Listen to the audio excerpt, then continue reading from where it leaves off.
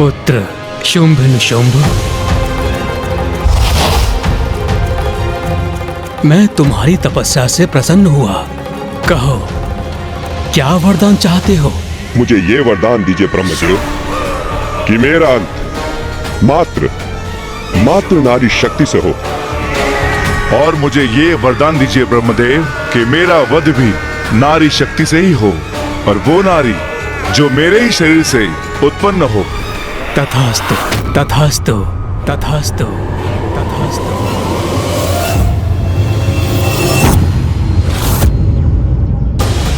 भले ही ब्रह्मा जी ने शुंभ को अमरत्व होने का वरदान नहीं दिया, किंतु जो वरदान दिया वो भी अमरत्व से कम नहीं था। धन्यवाद ब्रह्मदेव, आपको कोटि कोटि प्रणाम।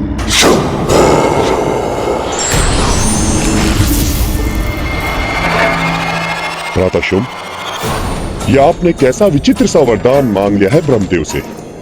भला आपके शरीर के भीतर कोई नारी कैसे रह सकती है? तुम भी नहीं समझे ना भ्राता निशुंभ। तो सुनो, जब कोई नारी मेरे भीतर रह ही नहीं सकती तो मुझसे बाहर भी नहीं आ सकती, और जब कोई नारी ऐसी होगी ही नहीं तो के निशुंभ, मेरा वध भी असंभव हो जाएगा। अर्थात मैं शुंभ अमर हो जाऊंगा, अमर हो जाऊंगा। देखा निशुंभ, मैंने कितनी चतुराई से ब्रह्मदेव से अपना अमरत्व प्राप्त किया है। उचित है भ्राता शुंभ, मैं तो नहीं समझ सका, किंतु आपका यह आशय ब्रह्मदेव क्यों नहीं समझ सके? वो समझे अथवा नहीं, उन्होंने तो मुझे वरदान दे ही दिया है। अर्थात मैं शुंभ अमर हो गया हूँ, अमर हो गया हूँ, अमर हो गया हूँ, अमर हो गया हूँ। तुम सभी को अपने नवीन महानायक शुंभ और उनके भ्राता का पूर्ण परिचय प्राप्त हुआ।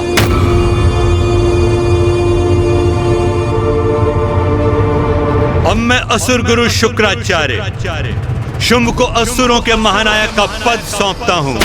असुर महाराज शुंभ की जय, असुर महाराज शुंभ की जय, असुर महाराज शुंभ की जय, असुर महाराज शुंभ की जय, असुर महाराज शुंभ की जय हो, असुर महाराज शुंभ की जय।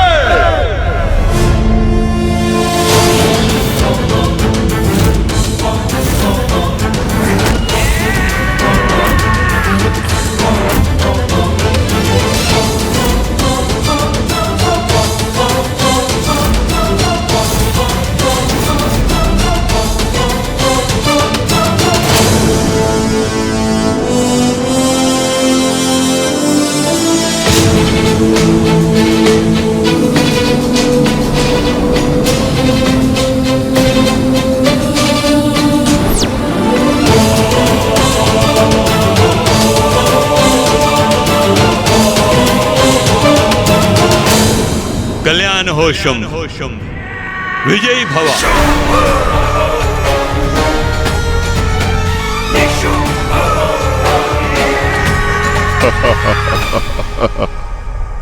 मुझे अपना राजा नहीं, अपना बंधु समझना। मैं यहाँ राजा बनने नहीं, आपका मित्र सहयोगी बनने आया हूँ। आज से मेरी प्रत्येक श्वास, मेरा प्रत्येक कर्म, मेरे जीवन का एक एक पल मात्र और मात्र असुरों की भलाई और उत्थान के लिए समर्पित होगा।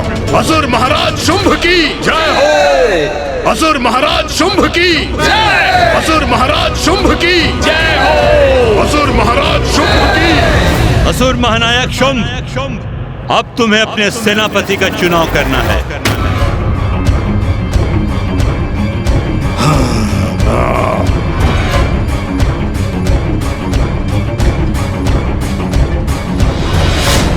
मेरे सेनापति कौन होंगे ये तो स्पर्धा के समय ही निश्चित हो गया था गुरुदेव। मेरा अभिन्न अंग बनकर सदा मेरा साथ देने वाला मेरा महापराक्रमी भ्राता निशुंभ मेरा प्रधान सेनापति होगा।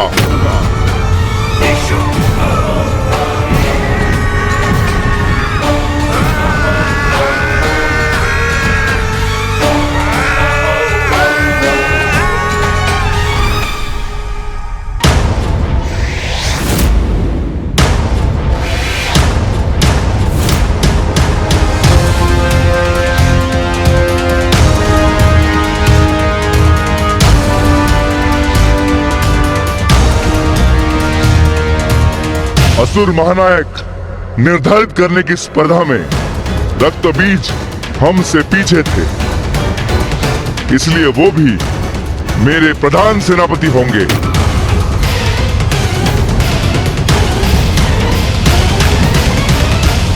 और उनके पीछे थे महापराक्रमी असुर चंड मुंड और धूम्रलोचन, इसलिए मैं इन तीनों को भी अपना सेनापति नियुक्त करता हूं। असुर महाराज शुंभ की, असुर महाराज शुंभ की, असुर महाराज शुंभ की, असुर महाराज शुंभ की। अन्य सारे योद्धा मेरे असुर सेना के अंग बनेंगे और हमारा एकमात्र लक्ष्य होगा देवताओं की पराजय और असुरों की विजय, असुर समुदाय का उत्थान। बोलो असुर शक्ति की जय, असुर शक्ति की जय। आज समस्त संसार को भी ज्ञात होना चाहिए कि असुरों को उसका नवीन और समर्थ महानायक प्राप्त हो चुका है, और यह सूचना मैं दूंगा उन्हें।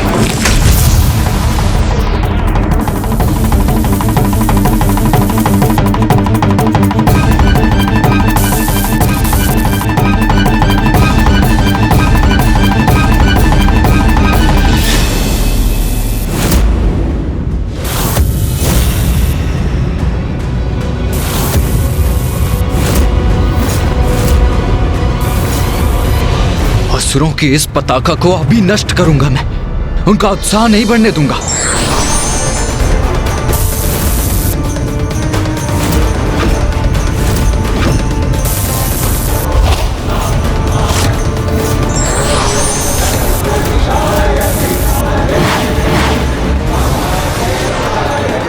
भैया, ये आपने क्या कर दिया?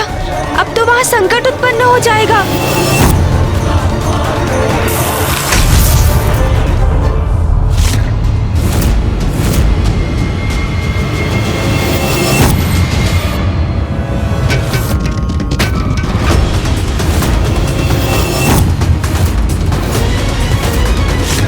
ये क्या हुआ? हमारी असुर पताका खंडित कैसे हो गई? ये कैसे अनिष्ट का संकेत है? तो कदाचित देवताओं को ज्ञात हो ही गया। उनकी इस उदंडता का भी उचित दंड दूंगा उन्हें। ये उचित नहीं हुआ।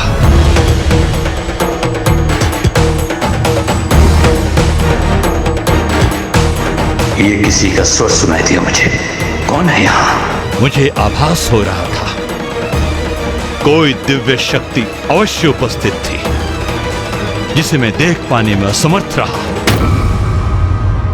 दिव्य शक्ति? कैसी दिव्य शक्ति गुरुदेव?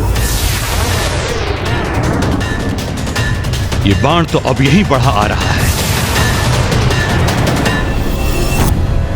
भैया, ये क्रोधवश आपने क्या कर दिया? ये कपटी और छली असुर केवल इसी के अधिकारी हैं।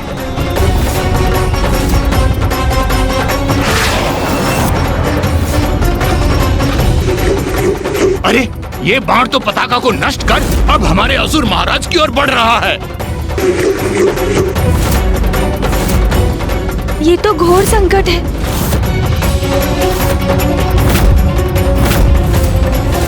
स्वयं पर आघात लूंगा, रोक दूंगा इस बाण को। असुर महानायक शुंभ का स्पर्श भी नहीं करने दूंगा इसे। भैया, यदि आपके बाण से शुंभ निशुंभ अथवा किसी अन्य असुर को तनिक भी क्षति पहुंची तो देवासुर संग्राम यहीं पर आरंभ हो जाएगा, जो हम नहीं चाहते।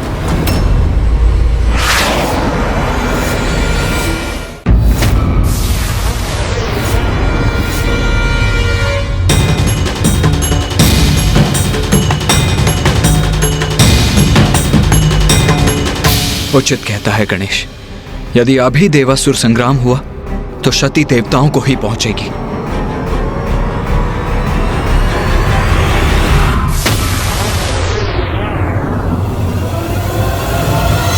यदि इस बाण का लक्ष्य हम पर ही है तो इसका प्रहार मैं अपने तन पे सहाऊंगा, ताकि मेरी रक्त की बूंदों से अनेक रक्त बीज उत्पन्न होकर असुर सेना की शक्ति बढ़ाएंगे।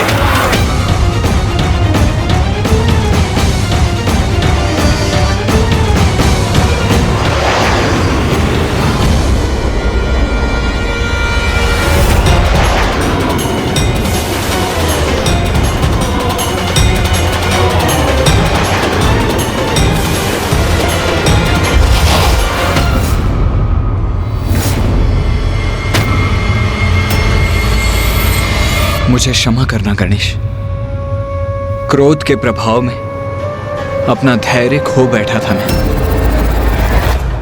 मुझे ज्ञात था यहाँ हमारे मध्य किसी अवांछित उपस्थिति का आभास था। मुझे कोई दिव्य शक्ति थी गुप्त रूप से यहाँ पर, और हमें आभास भी नहीं हुआ।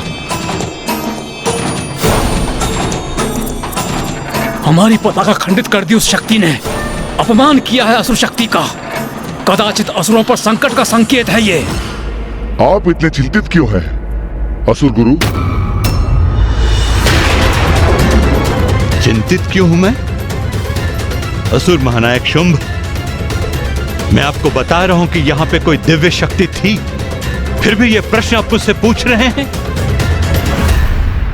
चिंता त्याग दीजिए असुर गुरु। देखिए आपके समक्ष कौन है। मैं शुंभ, सर्वशक्तिशाली शुंभ, जिसे आपने अभी असुरों का महानायक घोषित किया है। असुर गुरु, मैं अकेला नहीं हूं। मेरे पराक्रमी सेनापतियों और योद्धाओं का साथ मुझे प्राप्त हुआ है। इसीलिए वो जो भी कोई था उसे ज्ञात हो जाएगा कि मेरे नेतृत्व में मेरी असुर शक्ति अब महाशक्ति बन चुकी है। छिपकर हम असुर पर घात करना, ये देवताओं के ही लक्षण है भ्राता। हमें लगता है ये भी किसी देवता का ही छल है। छल और बल में भारी तो बल ही पड़ेगा भ्राता निशुंभ। एक बाण से हम भयभीत नहीं होंगे। ये जिसने भी किया है, देवता या दिव्य शक्ति, उसे उसका दंड अवश्य प्राप्त होगा। असुर विरोधियों को ये मेरी चेतावनी है। असुर महानायक शुंभ की जय। असुर महानायक शुंभ की जय। असुर महानायक शुंभ की जय। शुंभ का आत्मविश्वास सराहनीय है, किंतु मेरी चिंता तो तभी शांत होगी जब देवासुर संग्राम में देवता पराजित होंगे।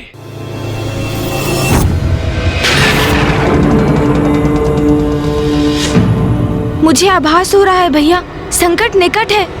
हमें शीघ्र देवराज इंद्र का आवाहन कर उन्हें भी सचेत करना चाहिए। आप सर्वथा उचित कह रहे हैं गणेश जी।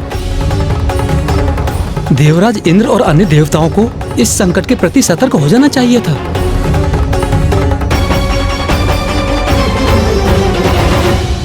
देवराज इंद्र, मैं प्रथम पूज्य गणेश आपसे एक अत्यंत महत्वपूर्ण विषय पर विचार विमर्श करने हेतु आपका आवाहन करता हूँ।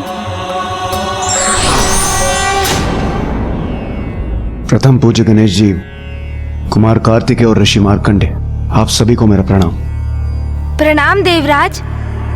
प्रणाम देवराज। गणेश जी, आप कुमार कार्तिकेय और ऋषि मार्कंडे के साथ अभी तक यहीं पर स्थित हैं। मेरा तो अनुमान था कि आप अब तक लौट गए होंगे।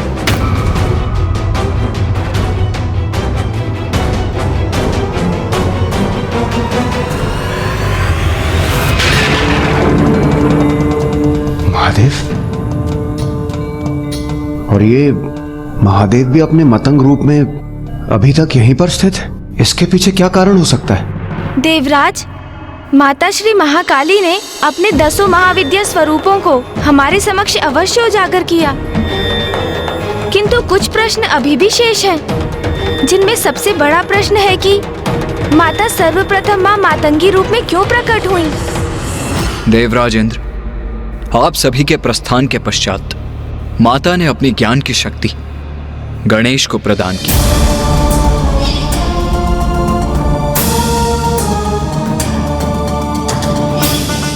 और अपनी आगे की शेष कथा बताने का दायित्व भी उसे सौंपकर वो अचानक अंतर्ध्यान हो गई। उनके अंतर्ध्यान होने के उपरांत हम महादेव से ज्ञात करने यहाँ पहुंचे कि माता एकाएक कहाँ चली गईं, किंतु यहाँ पाया कि महादेव अभी भी ध्यान में लीन हैं।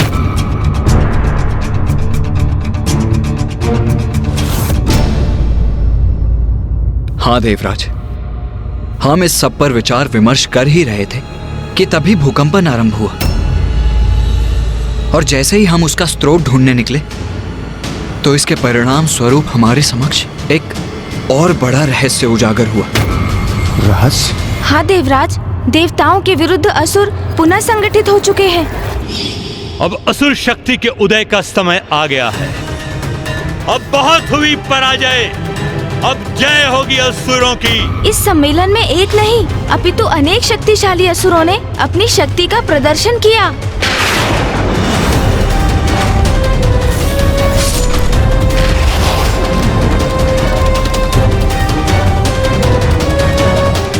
असुर गुरु शुक्राचार्य की देखरेख में असुरों का ऐसा महासम्मेलन? ये सावधान रहने का समय है देवराज।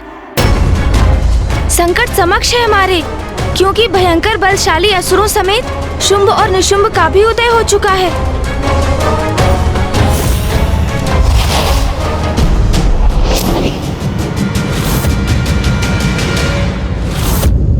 किंतु गणेश जी, कौन है ये शुंभ निशुंभ? नमुची के भ्राता है ये दोनों शुंभ निशुंभ। वही नमुची इंद्रदेव जिसका वध आपने सागर के फेन से किया था।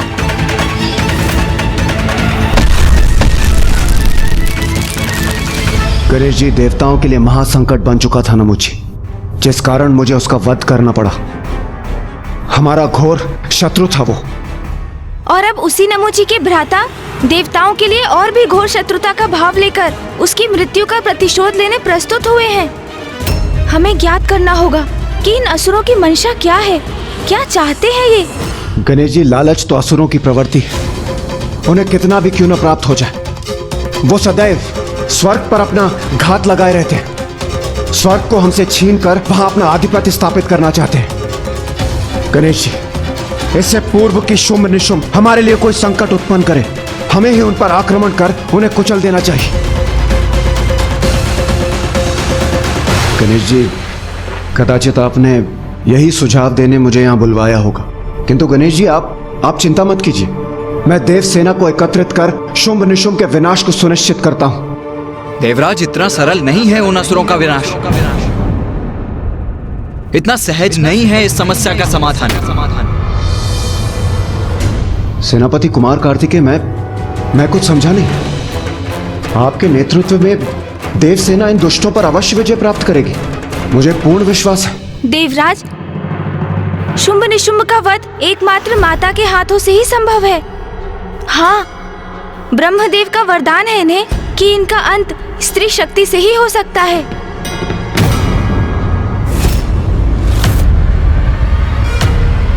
स्त्री शक्ति अर्थात कोई भी देवता इनका वध नहीं कर सकता। और जब तक माता स्वयं अपने प्रत्यक्ष दर्शन नहीं देती और इन असुरों से युद्ध कर उनका अंत नहीं करती, तब तक आपका सावधान रहना अति आवश्यक है।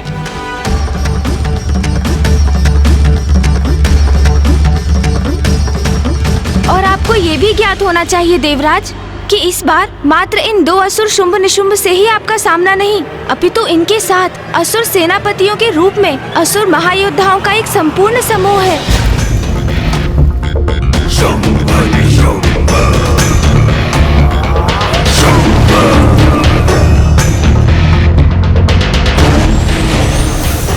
भ्राता, आज्ञा हो तो मैं भी युद्ध के लिए अभ्यास करूं। शुंभ का प्रधान सेनापति है उसका भ्राता निशुंभ। विलक्षण है इनका युद्ध कौशल। विरोधी योद्धाओं को अपने दानवों से असमंजस में डाल देते हैं ये, क्योंकि इनका सामना करते हुए ये ज्ञात करना असंभव है कि उनका अगला वार क्या होगा। सावधान सेनापति रक्तबीज!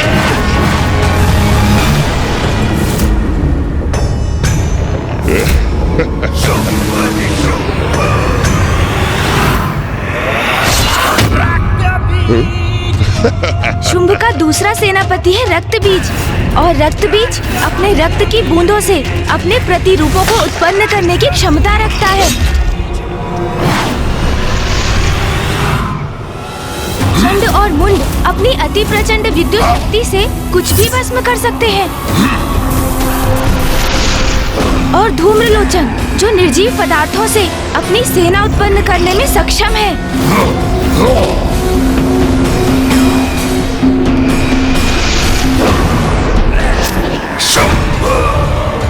और शुंभ जो अपनी स्तंभन शक्ति से विरोधी योद्धाओं को स्तंभित कर सकता है।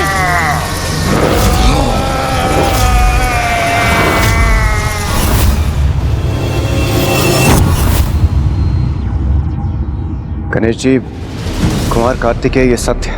अब तक हमने जितने भी असुरों का सामना किया है, ये असुर उनसे कई गुना अधिक शक्तिशाली है। शुंभ निशुंभ का अंत केवल स्त्री शक्ति से ही संभव है, इसलिए हम उसका वध नहीं कर सकते, किंतु हमें कुछ न कुछ अवश्य करना होगा। गणेश जी, क्यों ना हम एक एक कर शुंभ निशुंभ के सेनापतियों का वध करने की रणनीति अपनाएं। इस क्रम में सर्वप्रथम क्यों ना हम रक्तबीज का वध कर दें।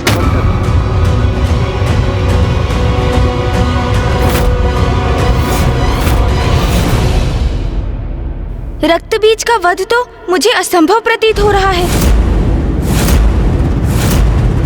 क्यों गणेश?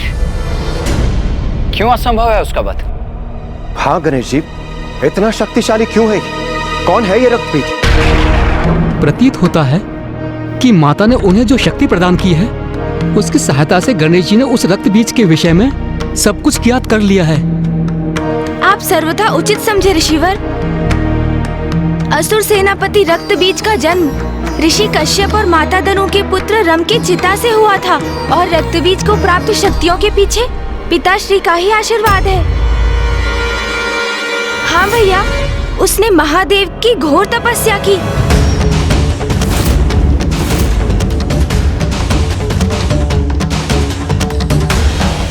ओम नमः शिवाय, ओम नमः शिवाय, ओम नमः शिवाय।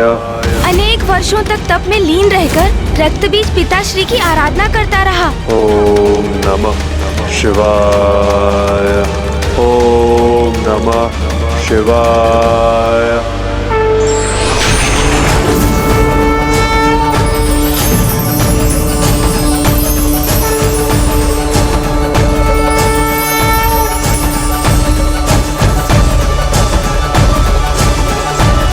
राम महादेव, मैं तुम्हारे तप से प्रसन्न हुआ हूँ। कहो क्या वरदान चाहिए? रक्तबीज ने सर्वप्रथम पिताश्री से अमर होने का वरदान मांगा, किंतु पिताश्री के समझाने पर कि ऐसा वरदान सृष्टि के नियमों के विरुद्ध है, इसलिए वो उसे अमरत्व नहीं प्रदान कर सकते, तो फिर रक्त बीज ने कहा, महादेव, मेरे आराध्य, मेरे प्रभु, तो मुझे ये वरदान दीजिए कि मेरे शरीर से रक्त की एक बूंद भी जब पृथ्वी पे गिरे तो मेरे ही समान शक्तिशाली मेरे प्रति रूप उत्पन्न हो। तथास्तु, तथास्तु, तथास्तु।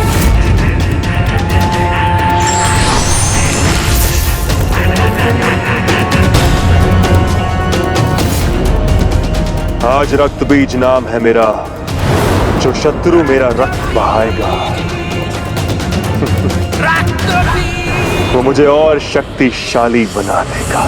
रक्त बीज पर प्रहार होते ही उसके रक्त से उसके समान असंख्य असुर उत्पन्न होंगे और फिर उन असुरों के रक्त से भी और असुर प्रस्तुत होंगे। और यही वरदान पिताश्री ने दिया।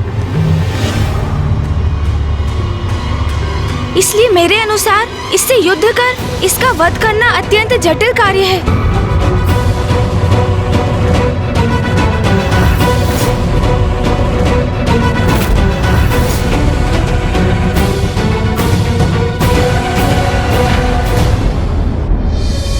क्या हुआ गणेश? तुम विचार मग्न क्यों हो गए? भैया, माता के दिए ज्ञान से मुझे ज्ञात हो रहा है कि पूर्व में रक्त बीज महिषासुर का भी सहयोगी था, किंतु फिर क्या कारण था कि उसने युद्ध में महिषासुर का साथ नहीं दिया?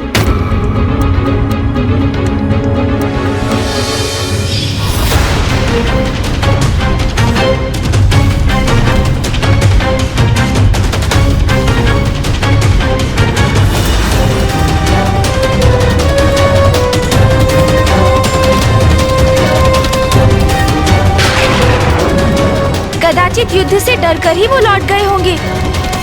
क्या? रक्त बीज भयभीत होकर युद्ध से पीछे हट जाए? वो ऐसा योद्धा तो प्रतीत नहीं होता गणेश। अवश्य महिषासुर और उसके बीच कोई ना कोई मतभेद रहा होगा। किंतु कुमार कार्तिकेय, उसने महिषासुर का साथ छोड़ भी दिया तो उसमें हमारा क्या लाभ है? क्योंकि वो अब भी दुष्टता का ही साथ दे रहा है। वो शुंभ निशुंभ का सेनापति बन बैठा है। शुंभ निशुंभ और रक्त बीज के समान वरदान प्राप्त करने में चंड और मुंड भी पीछे नहीं है। उन्होंने अपनी तपस्या से ब्रह्मदेव को प्रसन्न किया और उनसे वरदान प्राप्त किया जो उनकी अपार शक्ति का स्रोत है। देवराज इंद्र, शुंभ और निशुंभ आपके प्रबल शत्रु, क्योंकि आपने उनके भ्राता नमुची का वध किया था।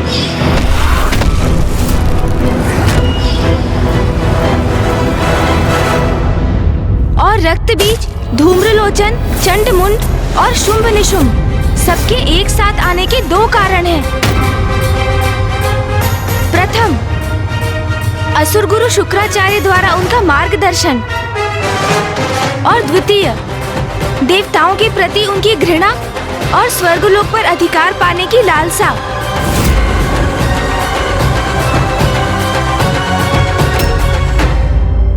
मुझे सतर्क करने के लिए आप सभी का धन्यवाद। मैं आज ही देव सभा में देवताओं की रणनीति सुनिश्चित करने के लिए अन्य देवताओं से मंत्रणा करूंगा। देवराज, माता के प्रकट होने तक देवता और स्वर्ग इन असुरों से कैसे सुरक्षित रहेंगे? इसलिए रणनीति नहीं, मंत्रणा कीजिए इसकी।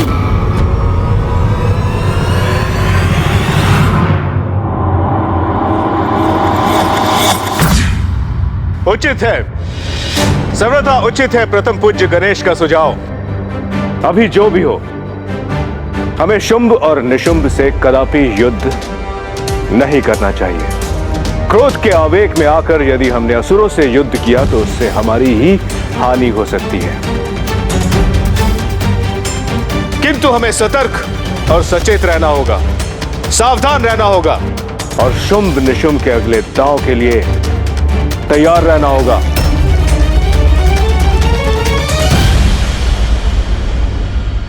देवराज की जय हो।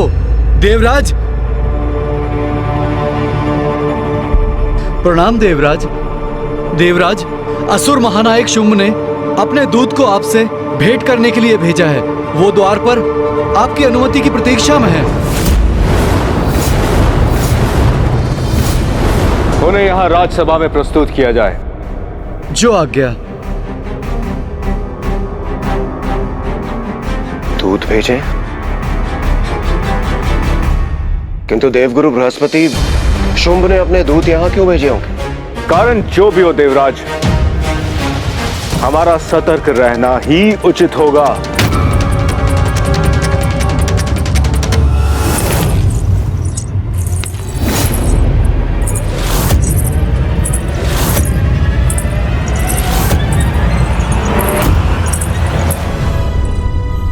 दूध के वेश में यदि असुर योद्धा हुए तो उनके लिए भी तैयार रहेंगे हम।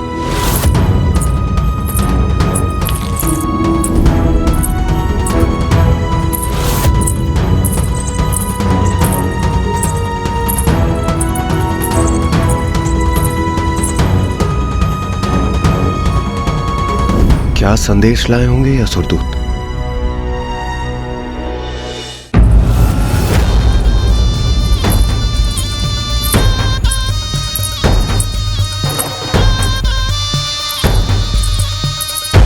स्मरण रहे, आप सभी चौकन्ने रहिए, किसी भी प्रकार की परिस्थिति के लिए तैयार रहिए, किंतु आक्रमण तभी कीजिएगा जब मैं संकेत दूं।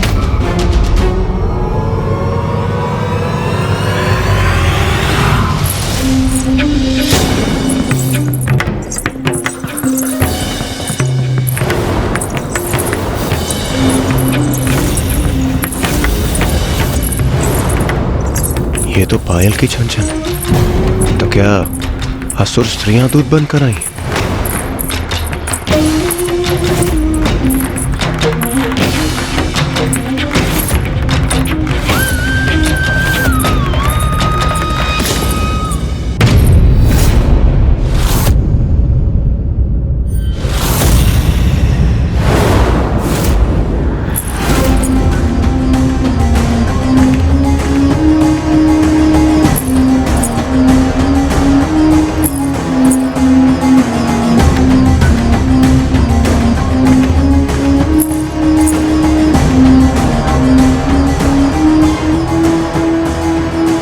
सावधान देवराज, सावधान। इस सुंदरी के रूप में असुरों का छल हो सकता है ये।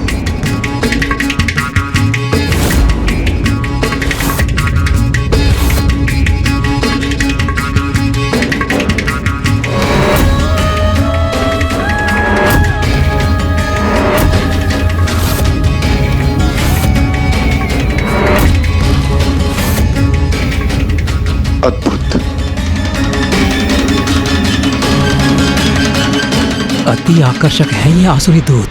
प्रणाम देवराज इंद्र। प्रणाम देवगुरु बृहस्पति। प्रणाम देवगण। ओ, तो आप सभी हैं असुर महानायक के दूत।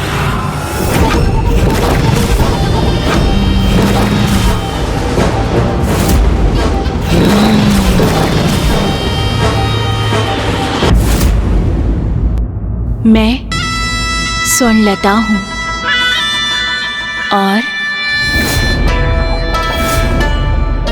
मैं तरंगिनी हूँ।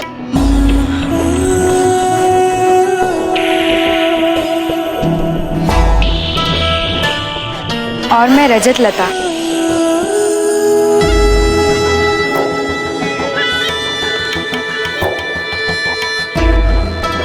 और मैं कोमलांगी हूँ।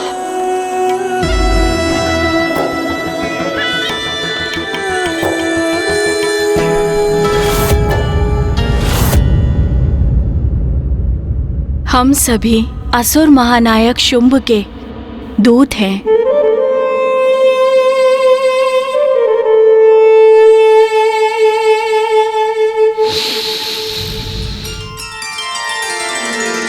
रात की रानी की सुगंध का विस्तार हुआ है,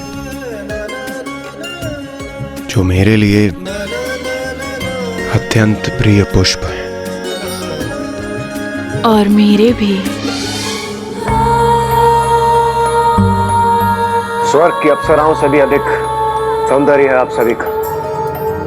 मुझे ज्ञात नहीं था पाताल के गर्भ में भी इतना अनुपम सौंदर्य छिपा। आपको ज्ञात होता भी तो कैसे देवराज? आप कभी पाताल आने का कष्ट ही नहीं करते। अब आप सबसे भेंट हो ही गई है तो देवराज इंद्र को ये कष्ट अवश्य उठाना होगा। असुर महानायक ने अपने दूत यहाँ स्वर्ग क्यों भेजे हैं? क्या कारण है आपके यहाँ आगमन का? मित्रता का संदेश भेजा है असुर महानायक शुंभ ने। वो अपने राजभवन पे एक महाउत्सव का आयोजन कर रहे हैं, जिसके लिए सभी देवताओं को उन्होंने आमंत्रित किया है।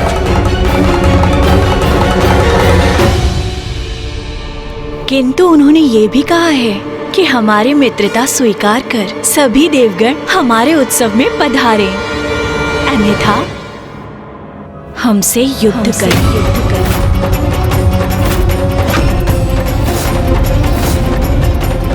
असुर उत्सव में भाग ले, अन्यथा असुरों से युद्ध करें।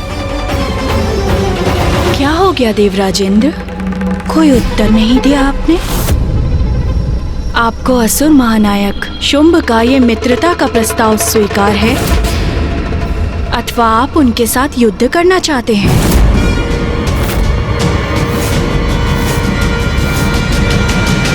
कहिए, हम आपका क्या संदेश लेकर जाएं उनके समक्ष? अरे स्वर्णलता, तुम भी ना, ये कैसा प्रश्न पूछ लिया तुमने? क्या हुआ रजतलता? क्या हमने देवराज से कोई अनुचित प्रश्न पूछ लिया? अरे देवराज इंद्र है स्वर्णलता, अत्यंत रूपवान, अपनी तेज से किसी को भी मोहित कर लेते हैं। सुकोमल प्रतीत होते हैं किंतु भीतर से अत्यंत कठोर। ये भला किसी से मित्रता क्यों करने लगे? उचित कहती हो रजतलता। मैं तो इनके रूप पर मोहित हूँ, इसलिए विश्वास कर लिया था कि ये हाँ ही कहेंगे। किंतु मैं एक तुच्छ दासी मात्र हूँ, और ये कहा सर्वसमर्थ देवराज इंद्र। अरे तुम किस भ्रम में पड़ गई हो? हमसे मित्रता थोड़ी ना करेंगे ये असुर महानायक का प्रस्ताव स्वीकार भी करेंगे तो भी मित्र उनके ही बनेंगे स्वर्णलता। ज्ञात है रे, किंतु तरंगिनी, जो हमारे महानायक के मित्र होंगे वो हमारे भी तो मित्र हो सकते हैं ना? स्वर्णलता, रजतलता, तरंगिनी, बात तो एकदम स्पष्ट है। हमने देवराज इंद्र को 2 परिस्थितियों में चुनाव करने का प्रस्ताव दिया, किंतु वो शांत ही हैं। तो उनका शांत होना तो यही संकेत देता है ना ही वो असुर महानायकों से मित्रता करने के इच्छुक हैं, ना ही उन्हें हमारी मित्रता का कोई मोह। अब तो हमें शीघ्र ही जाकर असुर महानायक शुंभ को ये संदेश दे देना चाहिए कि इंद्रदेव ने उनकी मित्रता को ठुकरा दिया।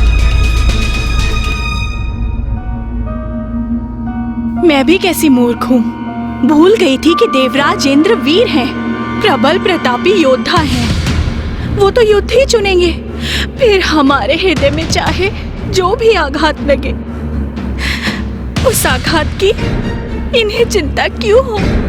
हाँ, योद्धाओं की रुचि तो युद्ध में ही होगी ना। फिर किसी का हृदय द्रवित हो तो होता रहे।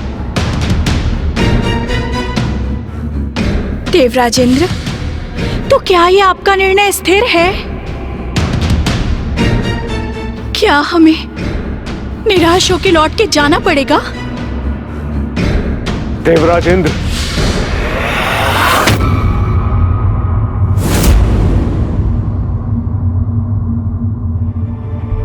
रुक जाइए, रुक जाइए, रुक जाइए।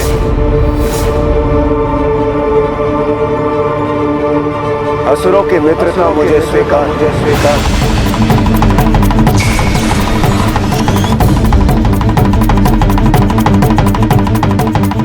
ये क्या कह रहे हैं देवराज? इंद्रदेव ने इस प्रस्ताव को स्वीकार कर उचित ही किया। अतिथि बनना तो शत्रु बनने से कहीं उचित है।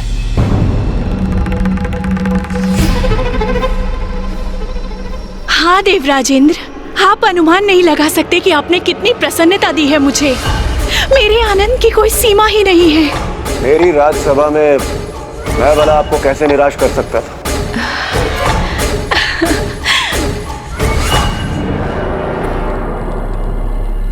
बलशाली तो मैं अवश्य हूं, किंतु मेरा भी हृदय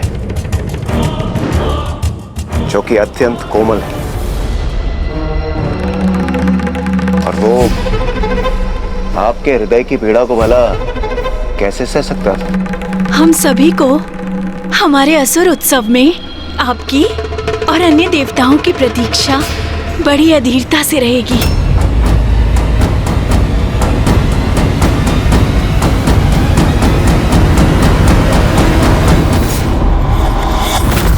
इंद्रदेव ने ये क्या कर दिया?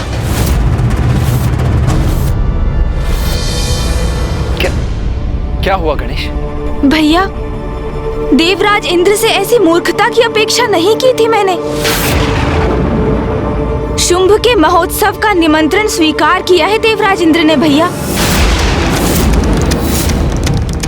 निमंत्रण स्वीकार कर ली, वो भी असुरों का? क्यों और किसकी अनुमति से? बिना मुझसे विमर्श किए, बिना मेरी अनुमति के आपने ये निमंत्रण कैसे स्वीकार कर लिया देवराज इंद्र? देवगुरु, इसमें विचार विमर्श करने और अनुमति की क्या आवश्यकता है? जो मुझे उचित लगा वही मैंने किया।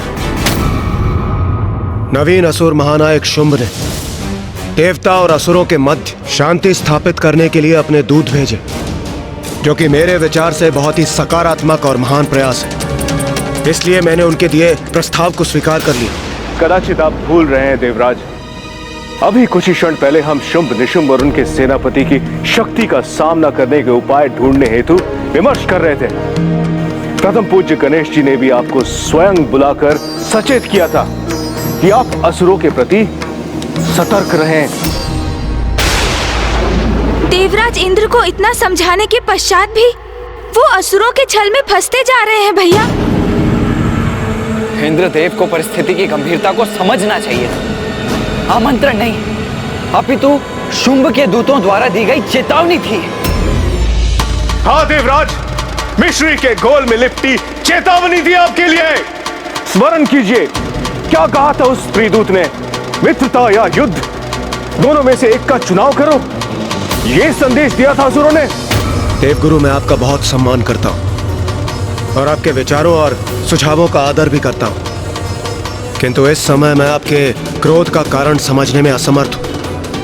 जो देवताओं के हित में मुझे उचित लगा वही मैंने किया, और देवराज होते हुए यही मेरा दायित्व भी है। युद्ध टालना तो बुद्धिमानी है देवगुरु, और जब उन्होंने स्वयं मित्रता का प्रस्ताव भेजा है तो हम युद्ध छेड़कर संघर्ष की स्थिति क्यों उत्पन्न करें? मित्रता, और वो भी असुरों से?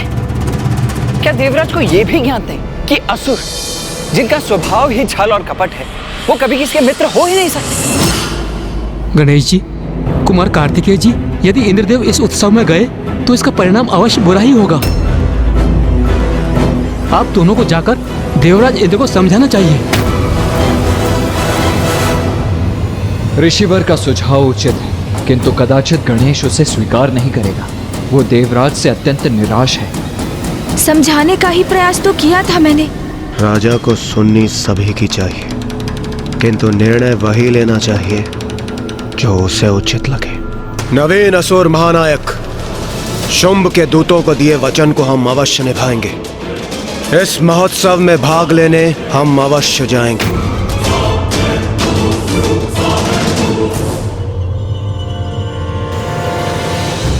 क्षमा कीजिए देवराज इंद्र, यदि यही आपका निर्णय है तो आप जाइए, मैं आपके साथ कदापि नहीं जाऊंगा।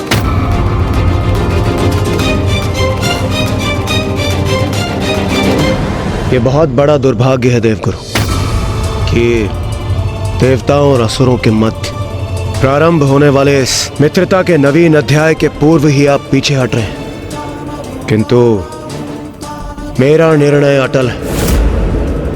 अब हमें उत्सव में जाने की तैयारियां प्रारंभ करनी चाहिए और मेरा विचार है कि हमें सभी के लिए भांति भांति के उत्तम उपहार ले जाने चाहिए। नहीं ऋषिवर, हम इंद्रदेव को रोकने कदापि नहीं जाएंगे,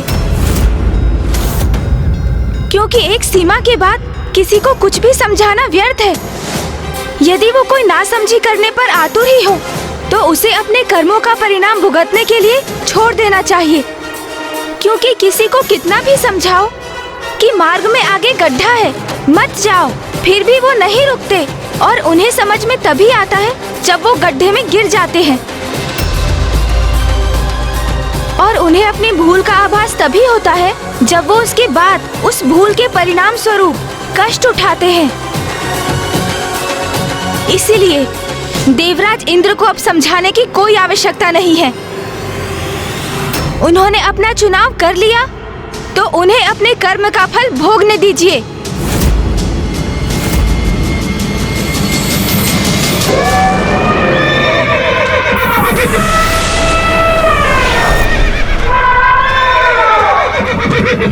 मैं स्वर्णलता हूँ। आपको ज्ञात होता भी तो कैसे देवराज, आप कभी पाताल आने का कष्ट ही नहीं करते। और मैं रजतलता। मैं तरंगिनी हूँ। और मैं कोमलांगी हूँ। इंद्रदेव, वो देखिए, वहां असुर राज शुंभ का राजभवन।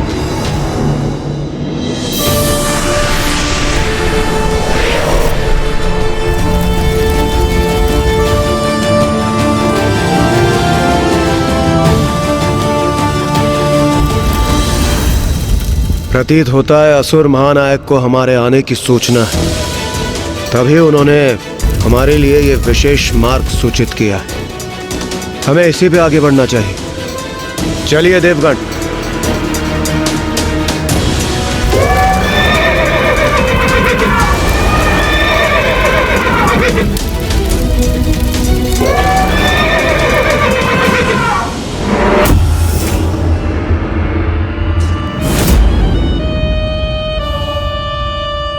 रानी स्वर्णलता,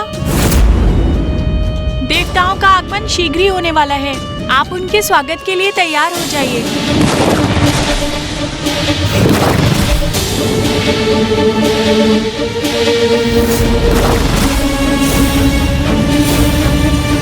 असुर महानायक को हमारा संदेश दे दो कि हम तैयार हैं। हम उन्हें कदापि निराश नहीं करेंगे। देवराज इंद्र, आ तो रहे हो यहाँ, किंतु यहाँ से लौटना कठिन होगा तुम्हारे लिए।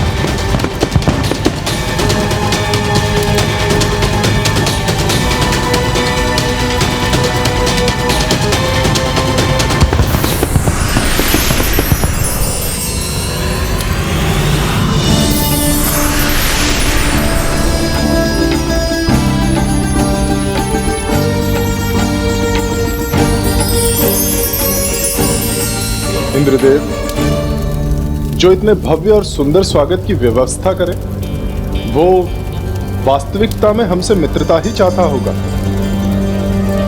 सर्वथा उचित किया आपने। ये निमंत्रण स्वीकार कर।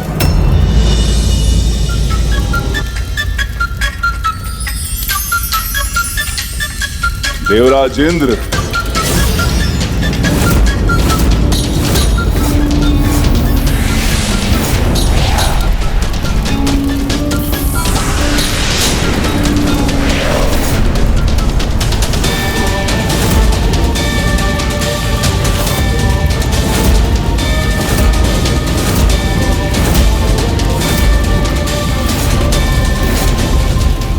कदाचित यही असुर महानायक शुंभ है, किंतु ये हमारा स्वागत करता तो प्रतीत नहीं हो रहा। कहीं हमने यहाँ आकर कोई भूल तो नहीं करती?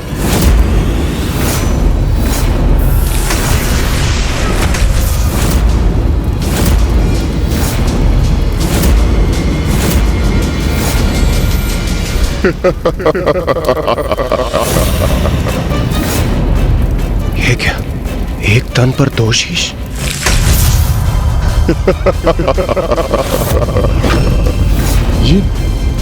ये कैसा विचित्र दृश्य?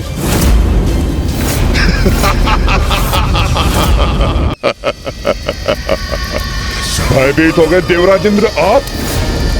ये हमारे भ्राता शुंभ है, असुर महानायक शुंभ। ये तो आपसे मित्रवत परिहास भर कर रहे हैं।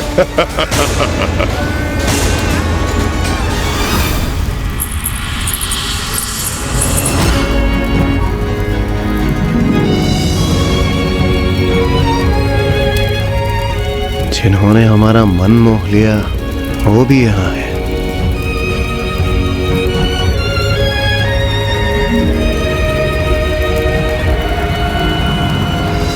स्वागत है आपका इंद्रदेव, स्वागत है मित्र।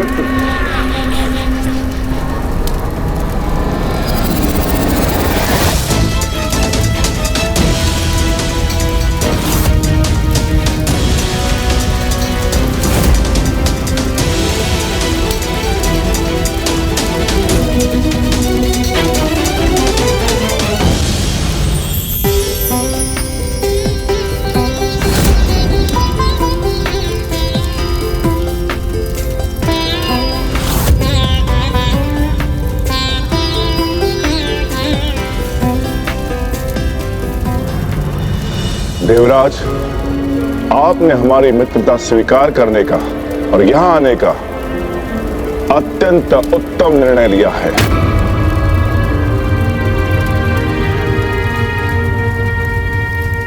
आना तो था ही, आपका आमंत्रण भला हम अस्वीकार भी कैसे कर पाते?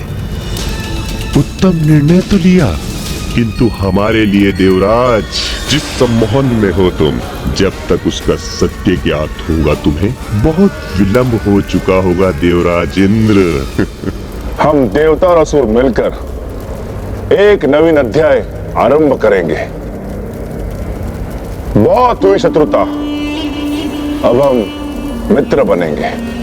अवश्य असुर महानायक, अवश्य। और वैसे भी हम देवता और असुर एक ही पिता के संतान तो है। हम भ्राता है और भ्राता समान ही रहेंगे। आप उचित कह रहे हैं असुर महानायक, हम बिल्कुल भ्राताओं की तरह ही रहेंगे। आज से हमारा नारा होगा भ्राता भ्राता देवता और असुर, भ्राता भ्राता देवता और असुर, भ्राता भ्राता देवता और असुर।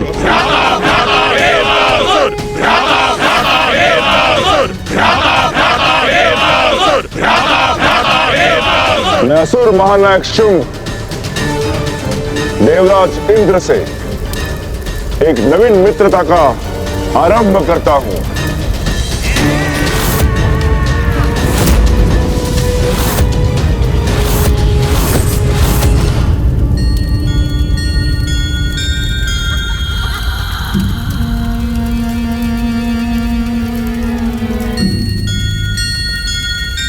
देवराज इंद्र को आपकी मित्रता स्वीकार है।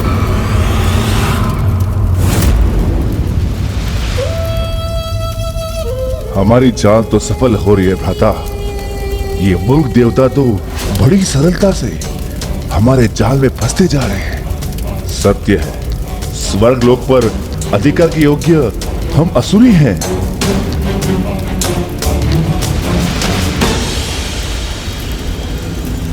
आइए,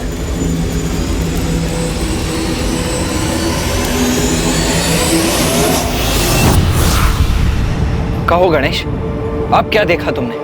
भैया, इंद्रदेव अन्य सभी देवताओं के साथ शुंभ के महोत्सव में पहुंच चुके हैं। शुंभ इंद्रदेव को अपने वक्ष से लगाकर उनसे देवता असुर भ्राता भ्राता के नारे लगवा रहा है।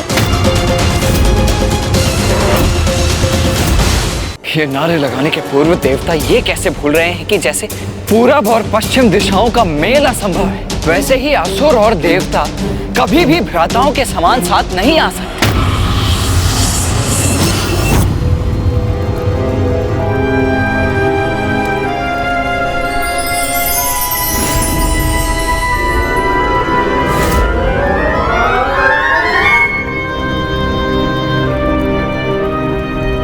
इंद्रदेव, क्या हुआ?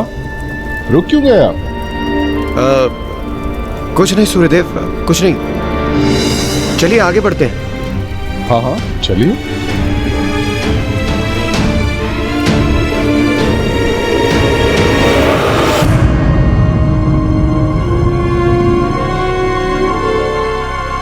देवराज, मैं अपने सेनापतियों से आपका परिचय कराता हूं। ये है चंड, ये है मुंड, ये है रक्तबीज और ये धूम्रलोचन। असुर महानायक शुंभ की राज्यसभा में आपका स्वागत है देवराजेंद्र और समस्त देवगण। और इनसे तो आप भली भांति परिचित होंगे ना?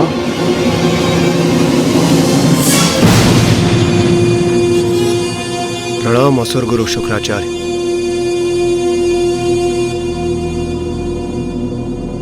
बस बहुत हुई औपचारिकता। मैंने आपको उत्सव में भाग लेने के लिए आमंत्रित किया है। अपना आसन ग्रहण कीजिए। अरे वहां नहीं देवराजेंद्र, आप वहां नहीं। आप हमारे अति सम्माननीय, अति विशेष अतिथि हैं। उचित, मैं विशेष अतिथि हूं, इसलिए मुझे विशेष आसन ही ग्रहण करना चाहिए। आप वहां स्थान ग्रहण करें। आइए।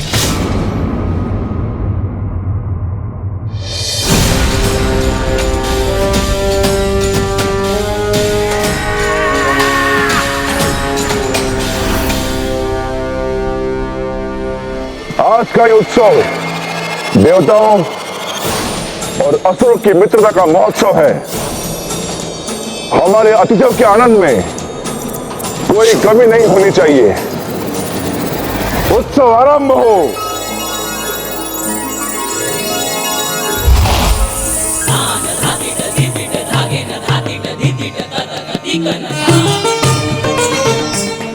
कदाचित अब वो सुंदरी भी यहाँ अवश्य प्रवेश करेगी। मेरे नेत्र जिसे देखने के लिए लालायित है, क्या वो स्वर्णलता इन्हीं नर्तकियों में से कोई एक है?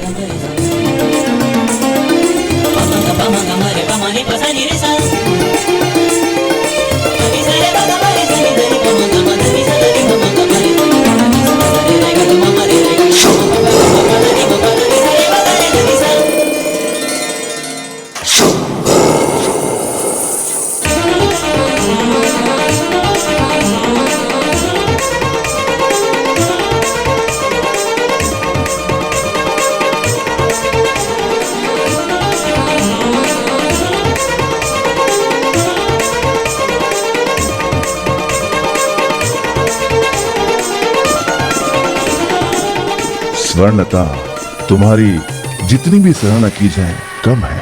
इस मूक देवराज को तुमने ऐसा सम्मोहित किया है कि तुम्हारे संकेत भर पर जो तुम चाहोगी ये अवश्य करेगा। अंततः वो सौंदर्य जिसने मुझे अभिभूत किया है वो मेरे समक्ष आ ही गया। स्वर्णलता जो स्वयं सौंदर्य की देवी है। इस स्वांग में तो बड़ा ही आनंद आ रहा है भ्राता मुंड। देवताओं की मूर्खता पर तो मुझे अति आनंद आ रहा है भ्राता चंड।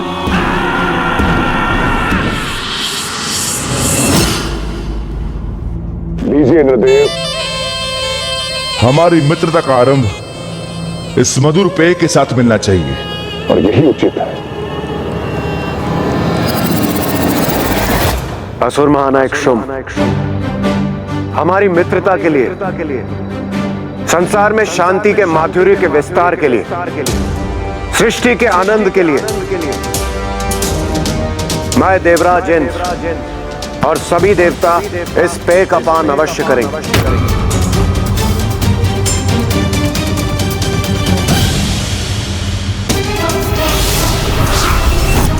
ये क्या करने जा रहे हैं इंद्रदेव?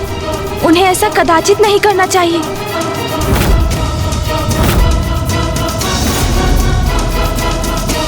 आहा, कितने स्वादिष्ट मिष्ठान हैं यहाँ।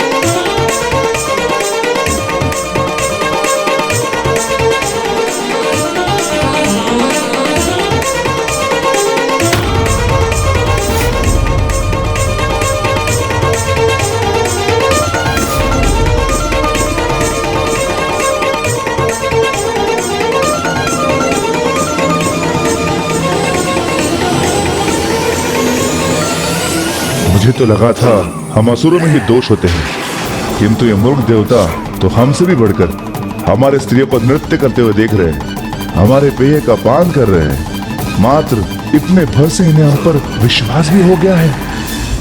वाह भैया, हम यहाँ देवताओं को लेकर चिंता में डूबे हैं और वहाँ क्या हुआ है गणेश? कुछ अनिष्ट हुआ है वहाँ?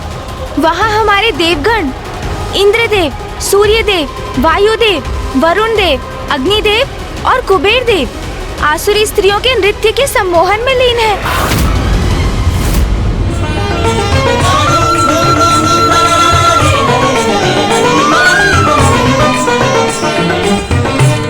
और आसुरी पेय का पान कर उनके मिष्ठान भी खा रहे हैं।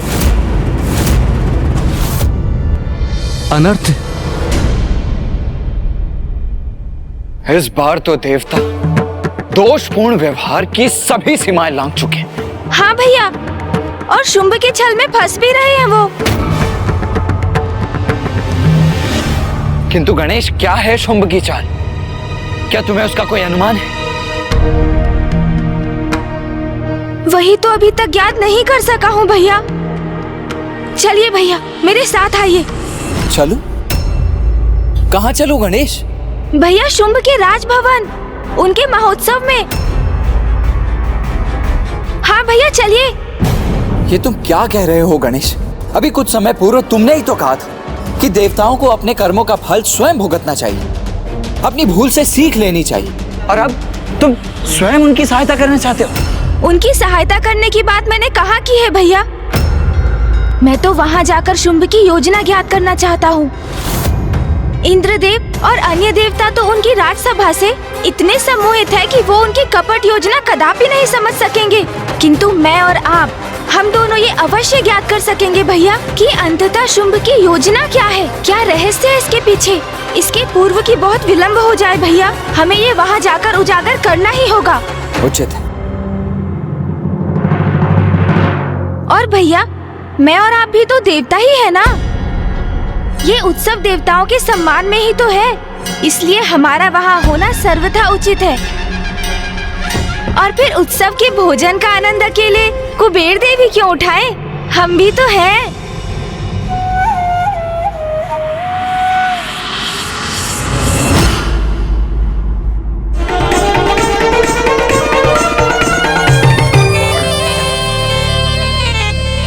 ज्ञात नहीं,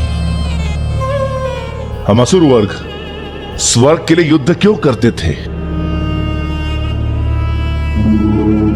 जबकि क्या नहीं है हमारे पास? अतः धन है, मणियां है, स्वर्ण है, बहुमूल्य रत्न है, हीरे हैं, रजत, लोह, ताम्र आदि सभी खनिज हैं। पाताल का सागर अनेक औषधों से परिपूर्ण है। संसार की सर्वाधिक सुंदर स्त्रियां यही हैं। फिर हम असुर वर्ग स्वर्ग के लिए संघर्ष क्यों करें? यही विचार कर मैंने मित्रता का मार्ग अपनाया। इंद्रदेव, और मैं अत्यंत प्रसन्न हूं कि आपने विवेकपूर्ण निर्णय लेकर मेरे मित्रता के प्रस्ताव को स्वीकार भी किया।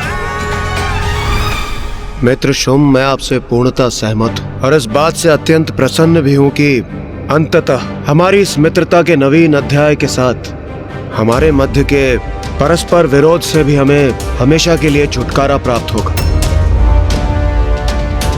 और हम सभी हमें प्राप्त समस्त निधियां और सुख सुविधाओं का आनंद ले पाएंगे।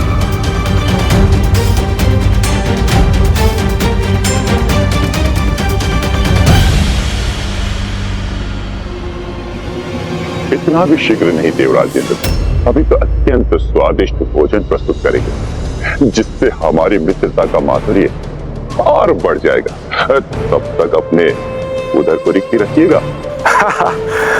अवश्य मित्र निशुंभ, मुझे भी उस स्वादिष्ट भोजन की प्रतीक्षा है।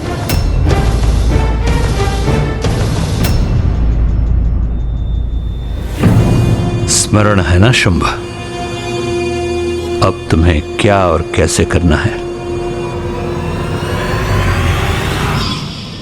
सर्वप्रथम मित्रता का ढोंग करके तुम्हें देवताओं को यहां आमंत्रित करना है और फिर किसी प्रकार उनके साथ चौसर की क्रीड़ा आरंभ करनी है और फिर धीरे धीरे द्रुत क्रीड़ा आरंभ करनी है। सर्वप्रथम इस क्रीड़ा में पराजित होकर तुम्हें अपनी वस्तुएं गंवानी होंगी। पराजित होना है हमें? वस्तुएं गंवानी है? पर हम उन देवताओं से पराजित क्यों होंगे गुरुदेव? पराजित होने से देवताओं का लोभ बढ़ेगा और वो क्रीड़ा के प्रति और उत्साहित होंगे। इसके बाद उनसे उनका सर्वस्व छीन लेना है।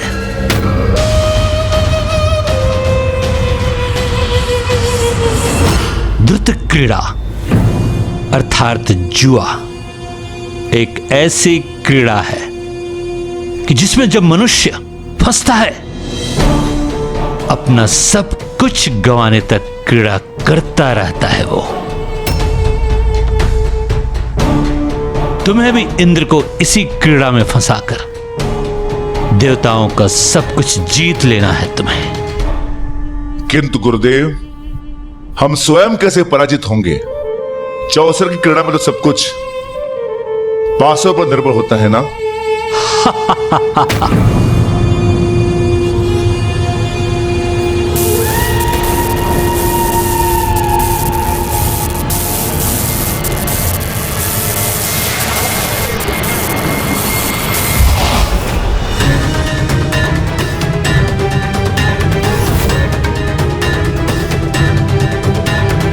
ये मायावी पासे हैं असुर महानायक शुंभ। तुम जैसे चाहोगे वैसे ही ये गिरेंगे।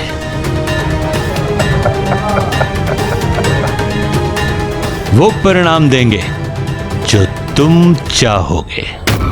मायावी पासे देखो तो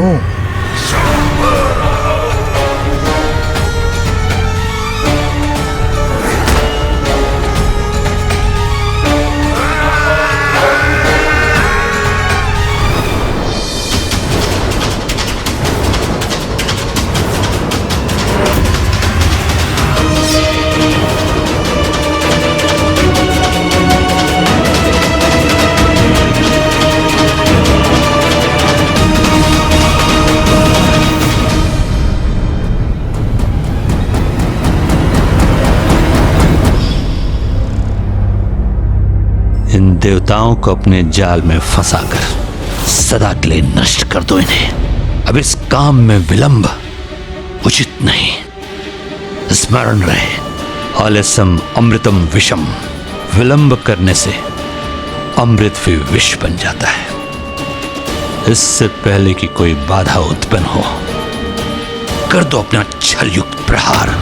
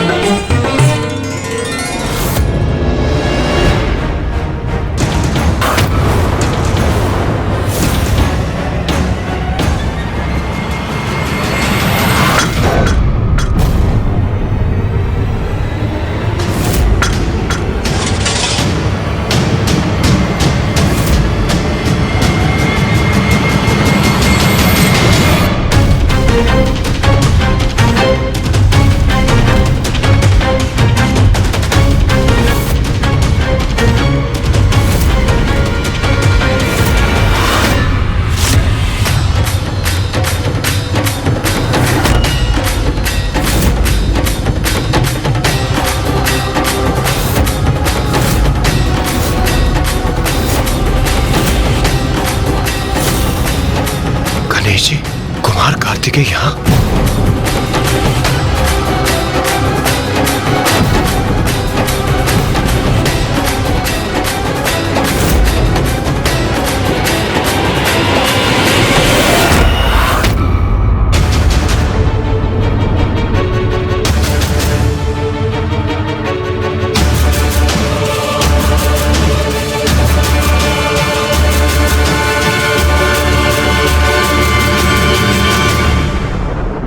पूज्य गणेश और देव सेनापति कार्तिकेय, ये दोनों भ्राता यहां क्यों हैं? कहीं ये हमारी योजना में बाधा तो नहीं उत्पन्न करेंगे? अरे वाह भैया, ये तो वास्तव में महोत्सव ही है। प्रथम पूज्य गणेश जी और देव सेनापति कुमार कार्तिकेय हमें यहाँ देखकर कहीं क्रोधित तो नहीं? असुर महानायक शुंभ, संकट के संकेत हैं ये दोनों। बहुत चतुर हैं, इनसे सावधान रहेंगे, नहीं तो ये हमारी योजना विफल कर देंगे। उचित तो यही होगा कि जैसे ये आए हैं वैसे ही लौट जाए इसी क्षण। उचित है गुरुदेव, यही आपकी इच्छा है तो यही होगा।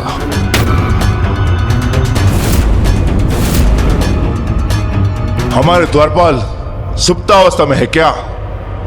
बिना हमारे अनुमति के ये दोनों भीतर कैसे आ गए?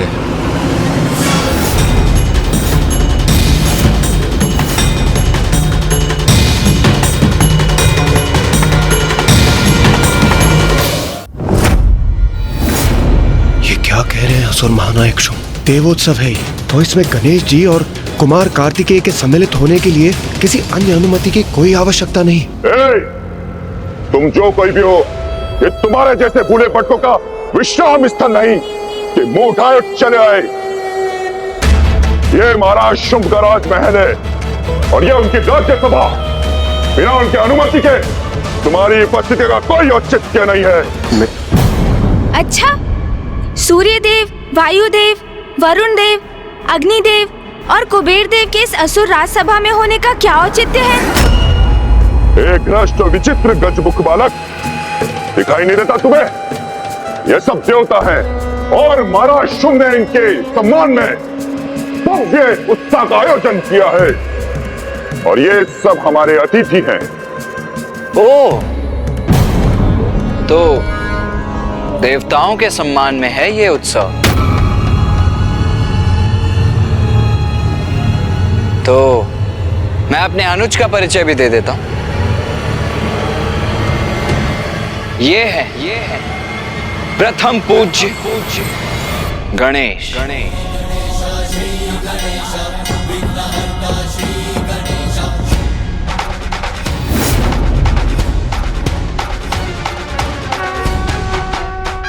और ये है मेरे अग्रज देव सेनापति वीर कुमार कार्तिकेय।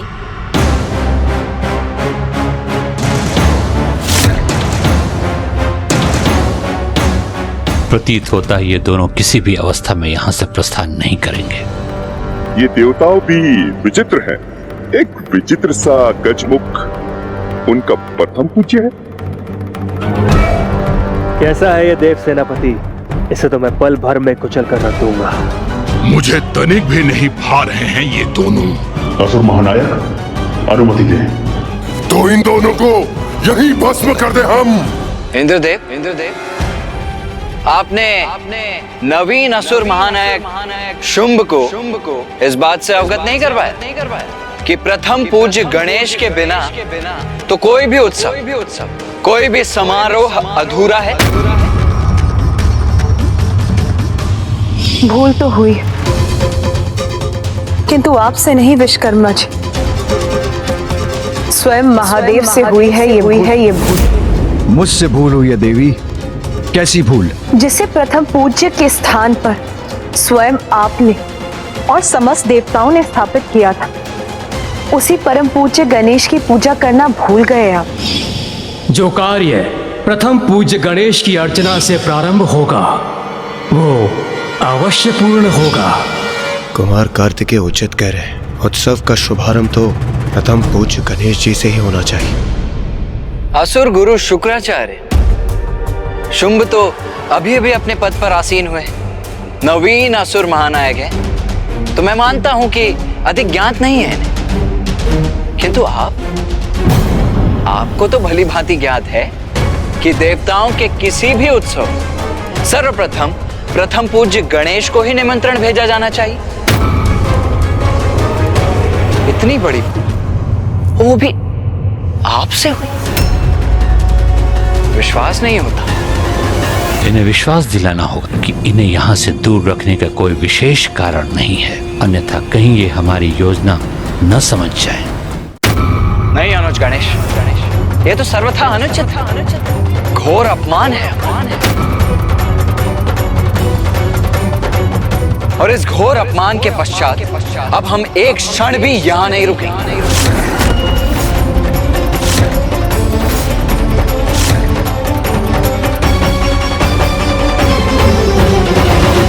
वाह, जो हम चाहते थे वो स्वतः ही हो गया। ये दोनों तो स्वयं ही यहाँ से जाने के लिए तैयार है। अब हम निर्बाध अपनी योजना पूर्ण कर सकते हैं। तब तो अनर्थ हो जाएगा। अपने अपमान के कारण यहाँ नहीं रुकेंगे तो देव समूह भी यहाँ नहीं रह सकता। इंद्रदेव, सूर्यदेव, वायुदेव, वरुण देव, अग्निदेव और कुबेर देव, इन नवीन असुर महानायक ने आपके प्रथम पूज्य गणेश जी का अपमान किया है। आपके प्रथम पूज्य का अपमान आप सभी का भी अपमान है। तो आप सभी अभी तक यहाँ क्यों खड़े हुए हैं? चलिए।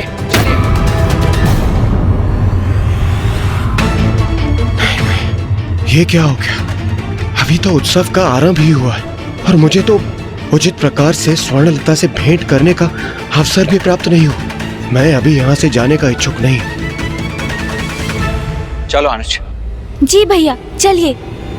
निरर्थक हो जाएंगे हमारे सभी प्रयत्न, व्यर्थ हो जाएगी हमारी योजना। नहीं, हम गणेश जी और कुमार कार्तिकेय के साथ इन देवताओं को यहाँ से कदापि नहीं जाने दे सकते।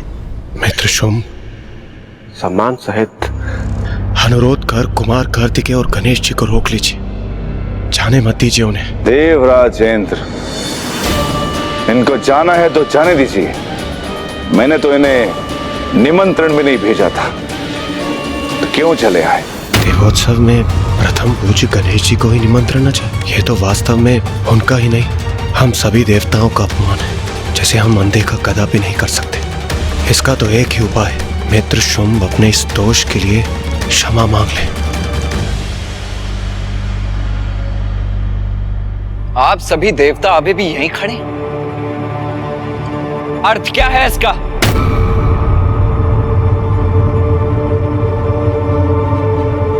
क्या आप सभी को आपके प्रथम पूज्य गणेश जी का अपमान स्वीकार है?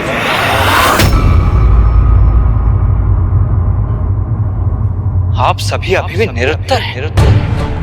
क्या आपके मौन को ही आपका उत्तर समझ लूं मैं? क्या मान लूं कि आप सभी अभी भी यहीं रहना चाहते हैं?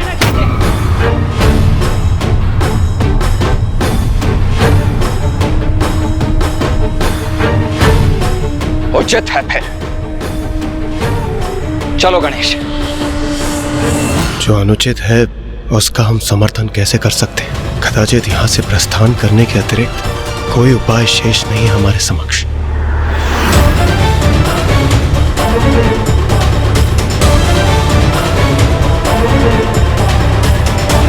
अरे, ये तो सभी देवता प्रस्थान करे यहाँ से।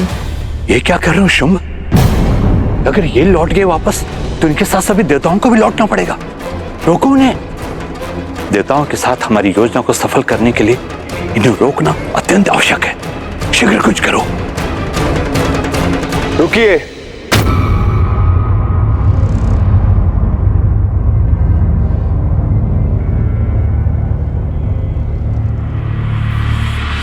रुक जाइए सभी।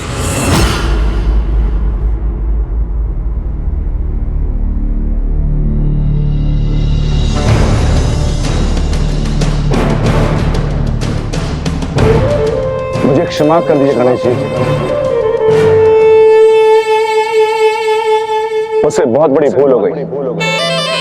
मेरे मंत्रियों ने आप दोनों के विषय में मुझे अवगत नहीं कराया था।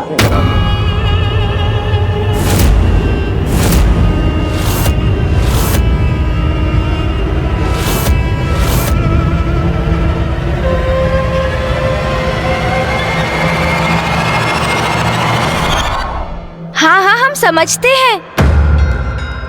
आप तो अभी असुर महानायक बने हैं ना? अभी तो आपको बहुत कुछ जानना सीखना शेष है। किंतु चिंता मत कीजिए, धीरे धीरे सब समझ जाएंगे आप। और फिर ऐसी भूल कदापि नहीं करेंगे। हाँ हाँ, उचित है। हमें अपनी भूल सुधार करने की अनुमति दीजिए।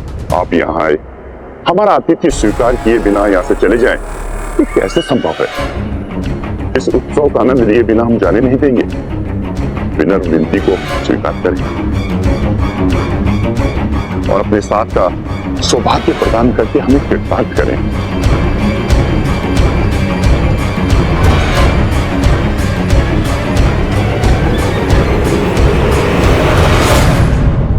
मेरे अग्रज देव सेनापति कुमार कार्तिकेय और मैं प्रथम पूज्य गणेश आपका ये निमंत्रण स्वीकार करते हैं।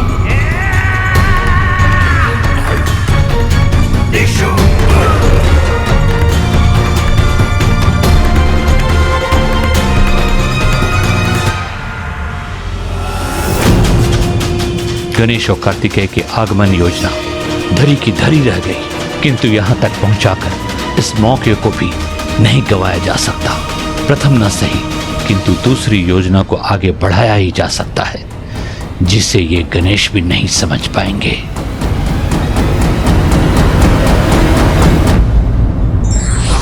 शत्रु चाहे कितनी भी चतुराई करे, बुद्धिमान व योग्य व्यक्ति वही होता है जो युक्ति से उसकी चतुराई विफल कर दे।